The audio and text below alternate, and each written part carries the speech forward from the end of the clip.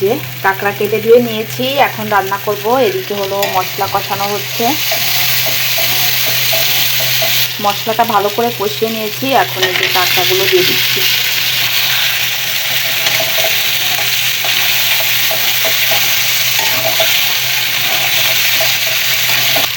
আর এদিকে কাঁকড়ার যে ডিমগুলো হয়েছে সেগুলোও দিয়ে দিচ্ছি। ডিমগুলো দেওয়ার পরে হালকা একটু জল দিয়ে দিচ্ছি। এবার কিছু সময়ের জন্য ঢেকে রেখে দেব। কিছু সময় ঢেকে রেখেছিলাম, এখন এই যে ঢাকনাটা খুলে নিচ্ছি।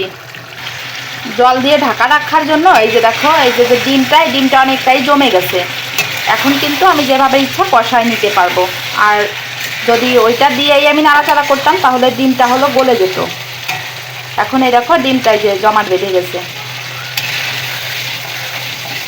এখন কিছু সময় এভাবে রান্না করে নেব। দিয়ে দেব ভেজে রাখা আলু, মিশিয়ে নেব।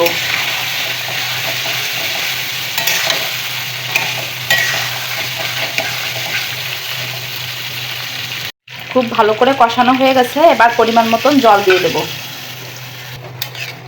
এই যে জল দেওয়া হয়ে গেছে। এখন নেড়ে চেড়ে ঝোল টানা পর্যন্ত অপেক্ষা করব।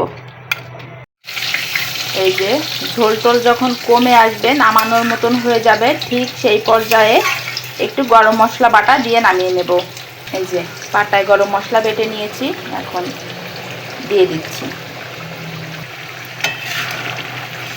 গরম মশলাটার গুঁড়োর থেকে যদি বেটে দেওয়া যায় তাহলে ফ্লেভারটা অনেক বেশি সুন্দর হয়, খেতে বেশি মজা লাগে। রান্না হয়ে গেছে, এই যে নামিয়ে নিয়েছি। আর এই যে গরম গরম খেতে বসে গেছি।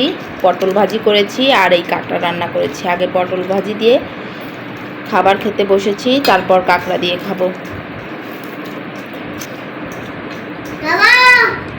এই যে সব শেষে এখন এই যে কাঁকড়া দিয়ে খেতে বসে গেছি।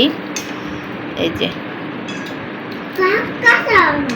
কাঁকড়া দেবো তোমাকে, দেবো। তা আজকের ভিডিওটা এখানেই শেষ করছি। ভিডিওটা কেমন লেগেছে, কাঁকড়া রান্নাটা তোমাদের কাছে কেমন লাগলো অবশ্যই কমেন্টে জানিও।